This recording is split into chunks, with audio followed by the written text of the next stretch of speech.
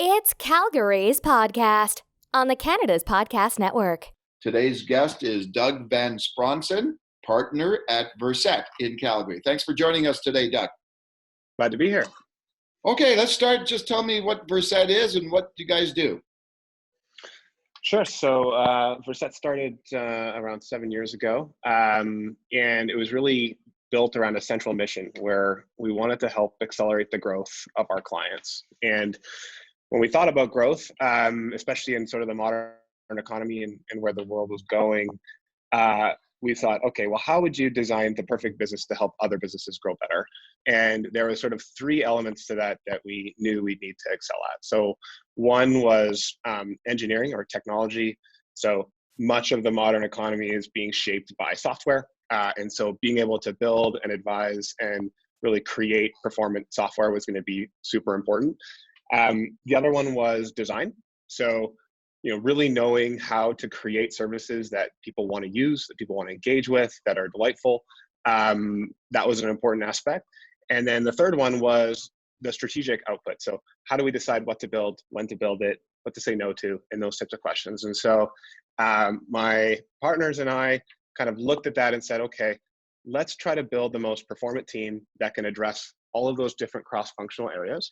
And then if we can find clients that are sort of looking for those things together, we can do that. So that was sort of the idea, and we've been sort of executing against that over the last 7 years. So how did you get involved, like yourself personally, in this area? Yeah, so my background was in business. I had the great experience right out of university of starting a company with my professor. It was in the tech space. And just through that, out of university, I think I learned a lot about where the world was sort of going in terms of technology, and I got the bug. And so, yeah, from that side, I think we just saw a big opportunity. Large and small companies were really just kind of struggling, especially around that time, to understand, how technology played a role in their company's trajectory. And so it made a lot of sense. And I think I kind of operate off of a few sort of core philosophies, and one of them is that the pace of change is not linear; it's exponential. And so the riskiest thing you can kind of do is nothing. And I think that applies to people, and I think it applies to business as well. So we kind of wanted to help companies adjust to that, and there was an opportunity there. And I think the other kind of broader piece was just this understanding of asymmetric risk. So if something can have a 3 to 4x upside and the downside is a 1x, then finding opportunities to sort of, do that, I think is always a good idea. So all those things kind of came together, and it made a lot of sense, and that's why we took the lead. When you're starting a business and having a business in Calgary these days, what's your overall thoughts of being an entrepreneur in this city? Like, what are the benefits, I guess, of having a business here? Well, I feel like I should ask you that question because I think you reported on this for about 10 years. I'll try to give it my thoughts. No, I think we actually get asked that question a lot because we work globally. So people are always, if they know about Calgary, it's usually, only a few things. So they ask the same question. I think one of the things that we've noticed as a really great benefit is being a smaller market. We are typically, drawing from a smaller talent pool, but the folks that are here for a reason, and they want to live here. And so because we're such a people-oriented company, and we're really a function of the folks that are in our office, being able to attract top talent and retain them is really, I think, a great part of being in Calgary, because of course it's competitive, and in a technology space and design fields, these are very competitive places. But I think if you're able to sort of be the employer of choice in a market, which, there's definitely an advantage there. We've seen great things about being in a smaller market. It's a global world, and you can kind of go wherever you need to go. But we've seen a big benefit. And I think if we hadn't started in Calgary, I think it may have limited some of our potential. I think a lot of the character of the city is embedded in our company in many ways. Yeah. So we've had some tough times here in the last 5 years in the city, right? since global oil prices started collapsing in 2014. The last 5 years have been kind of pretty down in the city. How has that impacted Yeah. your business? So really by no brilliant strategy of our own, we haven't had a lot of exposure to our local economy. A majority of our clients are not here. So we work globally. So we have active projects right now in Dubai, in Paris, in Dublin, all over the place. So that has kind of insulated us a little bit from it. Okay. But that being said, I think, there's these negative narratives that play out in the community. And I think we've definitely experienced that. And I think a big part of our kind of future ambition is to help change those narratives, because there's a lot of good things happening in the city. We get exposed to a lot of that with some of our early venture, new venture companies that we work with. So I think a big part of the role is sort of acknowledging that, yes, things have changed, but also trying to be and participate in the future that we want to create. And I'm very bullish on the future of Calgary. What about the company itself? What's your vision for the company into the future? Yeah, so we're really excited. I think we've seen a lot of expansionary growth over the last couple of years, and we look to continue that.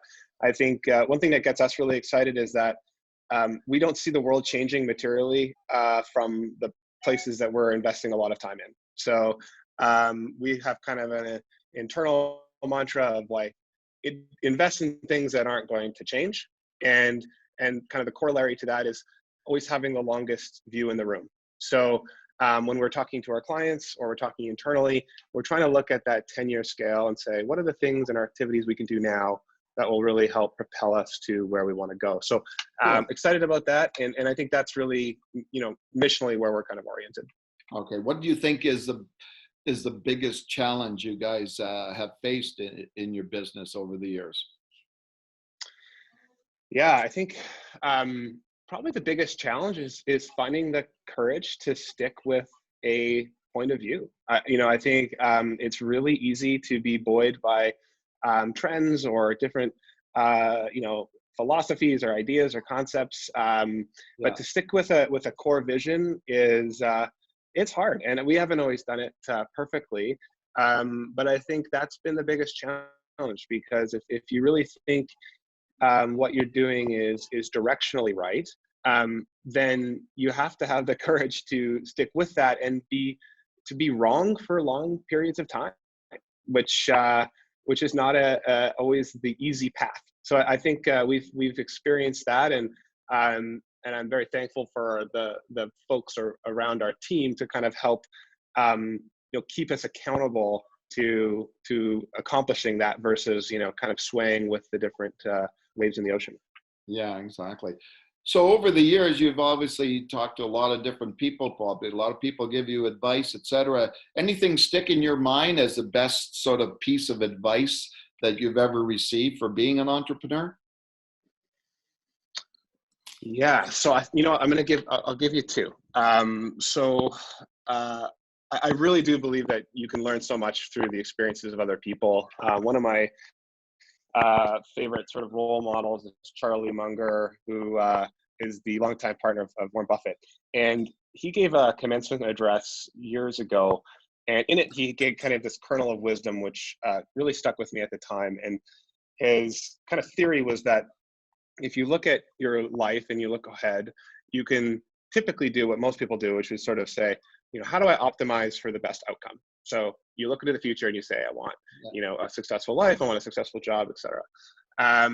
But he said the problem with that is that you could often optimize for the wrong things or at the sort of detriment of other parts of your life. And so he said, what you can do is you can invert that. So instead of optimizing for the best possible outcome, you instead try to mitigate the worst case scenarios.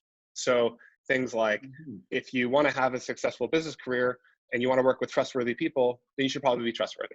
Yeah. If you want to have a good life, you should probably have a good partner. So if you're going to be a good partner, then you should probably be a good partner yourself. If you want to avoid ruin, you shouldn't engage in, immoral acts. So I really like that mindset because it makes it a lot more easy. Like if you're just trying to avoid the worst case downside scenario, then the rest of it sort of flows. So I think that was kind of one. And sort of a corollary to that would be my dad growing up. Yeah, so I don't. Some of your listeners might be familiar with David Foster Wallace. Had this really famous speech called "This Is Water," and it's worth checking out if you want to Google it. But in it, he kind of talks about how life is the little mundane moments around you can make a big difference if you acknowledge them and notice them. And I think my dad had almost a clear articulation of this, and he kind of beat it into my head as a kid. And it was, everyone has a story. So Yes. this idea that you don't know where people are coming from until you ask. And I think really engaging with people on a human level, and it's the same with companies. And I think we try to do this at Verset as well, is just really understanding the narrative that's happening within a person's life, because I think it can really unlock some powerful insights and empathy, and just make for a better connection. Okay, Those would be the two. Let's unlock the narrative of your life now. Sure. Okay. So everybody's got a bucket list these days, personal bucket list. Do you have one? And what's sort of on top of that list these days? Yeah. So I think I'm kind of an anti-bucket list guy. And it's not to say that there's obviously not things that you want to do. But I think kind of in keeping with spirit of enjoying what's around you, I think, really trying to feel comfortable in the situation that you're in is something that I kind of am constantly working on. So that, I almost think that it's sort of, if there's a list of things you have to get to, then there's sort of this anxiety that comes with that to always be working or marching towards it, versus a mindset of saying, I know directionally this is kind of where I want to go in my life, in my relationships with my family. So what am I doing today to kind of help enable that? Or what intention am I putting into the world to go there? I think that to me is a lot more easy to apply versus climbing Kilimanjaro or something like that, although that would be fun. So if you weren't doing what you're doing now, what kind of career or profession do you think you'd be in? So I have a fascination with architecture, and I know I don't have the skill or talent or drive or any of the necessary attributes to be successful in that area, but I'm a casual enthusiast. So I think if I had to restart everything and follow something, it'd probably be in architecture. It's just it's such an interesting field because it marries human behavior. There's this technical aspect to it. And then probably the most interesting thing about it is just the understanding the malleability of constraints. So if you're an architect, you can have a great vision, but unless it fits within the constraints of the city, how people move within it, building codes, funding models, all these different things, it's really in pursuit of constraints, technology. So yeah, I think it's a fascinating field, and it's one that I'd love to get into, but I think I'll satisfy from being armchair observer. Okay. So everybody talks these days about work-life balance. What's yours like these days? I think that's always a journey. I think I have a 2-year-old, so 2.5-year-old. So the work-life balance is mandated by her schedule, which I quite enjoy. I'm a big believer in sort of routines. So trying to find sort of a consistent flow within your week so that you can be effective in all the different parts of your life. But yeah, I do think that it's possible to work too much, and it's possible to not work enough. And so balance is sort of a function, I think, of getting into a state of flow where what you're working on is something you want to be working on. Yeah. And then even if you're working on it a lot, you feel like you're driving towards the right thing and it feels good. And if your relationships are in sync and you're kind of on the right frequency there, then the actual balance part, the equation doesn't need to be 50-50. I think it could be a little different as long as you're kind of going in the right direction. Okay. What besides obviously your child and spending time there, and your family, what kind of things do you do? Interests that you have outside of work? So for my wife and I, we've always been huge mountain people. One of the great things of being in Calgary is, of course, being a close jaunt away. So yeah, skiing, hiking. It's interesting. Like I think, like a hike, for example. If you go on a day hike, a 6-hour hike, with somebody else, I can't think of a better fully human experience than doing that. You've got like really every part of humanity. You've got a human connection because you're spending a lot of time talking with somebody one-on-one. You're kind of away from technology. There's this sort of nature connection. You're observing the world around you. You're physically exerting yourself. You're tired. There's kind of the whole, eventually you're like, why am I doing this? There's all this different emotions. So yeah, I feel like I really like getting out there and experiencing that, and just kind of connecting with the outside world. I think it's a part of living in Calgary that would be really difficult. It's a big reason why we're here. Okay, what would you use for one word to describe yourself? What would it be and why? I'm sure there's a bunch of words that other people would use that I wouldn't want to hear. But no, I think aspirationally, I'd like it to be consistent. So if somebody was to describe me aspirationally, I think I'd love to hear the word consistent. I think there's sort of this concept of, it's Peter Kaufman's idea, but he's talked about dogged incremental progress over a long period of time is sort of like a singular thing you can focus on. And I think that's sort of how I view how I want to live and act around our team and our interpersonal relationships. So yeah, I think consistent would be the word I'd like to get there. I don't think I'm there yet. I'm sure there's inconsistencies all over the place, but as I look across the life and people I admire, it's usually they have that attribute in spades. Okay. Do you travel a lot? Yeah, I do. The nature of our work, we have, like I mentioned, we have clients kind of all over the place, and it changes over time. So yeah, it means a fair bit of time on airplanes, although I try to manage that as much as possible. But yeah, it does mean that I'm all over the place. Do you have a favorite place that you'd like to go? Yeah, I think one of the interesting places, I'm kind of attracted to cities or places that have a certain identity around them. So New York is one of those places that you can't help but go there and experience a whole different mindset and shift. San Francisco is the same way. But then on the other end of the spectrum is like small towns in Italy, or rural France. I think all those different places just have these kind of methodologies or ways of being. Love tapping into that and exploring it and sort of just feeding off those different energies. So yeah, I'm kind of location agnostic, but I like seeing the world and exploring. Okay, super. Speaking of which, I'm going to present a scenario to you. Okay, so imagine a small tropical island in the middle of the ocean, just a beautiful spot. We're going to take you there by yourself. We're going to drop you off. The island has got only one phone booth, but nothing else in terms of technology. You could make one phone call, and that would be to call us and tell us to come pick you up and take you home. Couple of things. First off, how long do you think it would take you to make that phone call to us? And what do you think you'd be doing while you were there?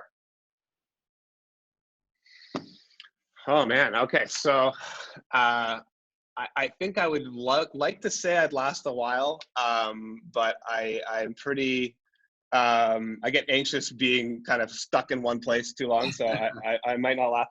But if I was just myself, I would probably just fill the time with reading. I really do like space and time to read and reflect. I'm an avid reader. I think there's just so much interesting wisdom that can be unlocked, by reading. So I could see myself really enjoying that. But to answer your question, I mean, we're talking hours, probably not days.